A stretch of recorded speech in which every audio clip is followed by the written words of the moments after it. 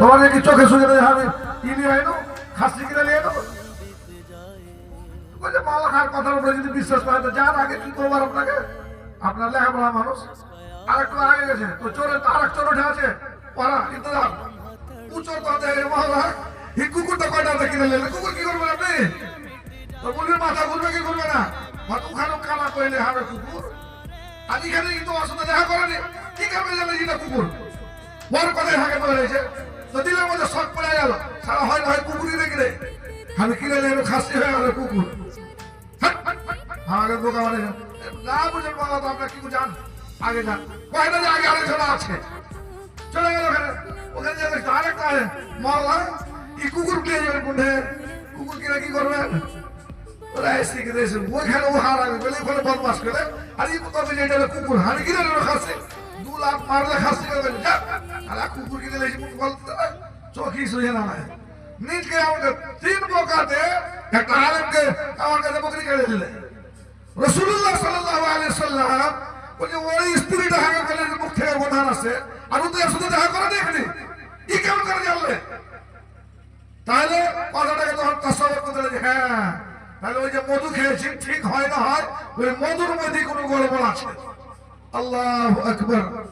নবীর খাওয়াটার উপরে নোটিশ নবীর খাওয়ার উপরে নোটিশ আর স্ত্রীরা কেমন করে একটা হালাল জিনিসকে হারাম বানাতে পারে মায়া লোক না কল্লার দিকে 36 টেবিল আছে কল্লা 36 কল্লা যাবে এক কল্লা হযরত হাফসা আর এক কল্লা হযরত আয়েশা ইস্তেমাল করে দিল রাসূলের উপরে আর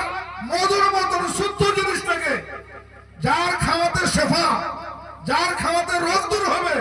ওই জিনিসটাকে রাসূলের লাগা এখন হারামের দরজায় নিয়ে চলে এসেছে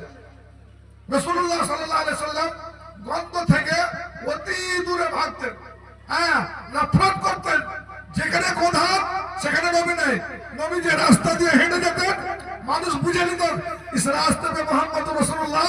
सल्लल्लाहु अलैहि वसल्लम चल गया है आपके पसीने की खुशबू रसूलुल्लाह सल्लल्लाहु अलैहि वसल्लम মনে মনে ভাবলেন আরে হয় না হয় মধুমাছির মধ্যে কোনো গড়বড় আছে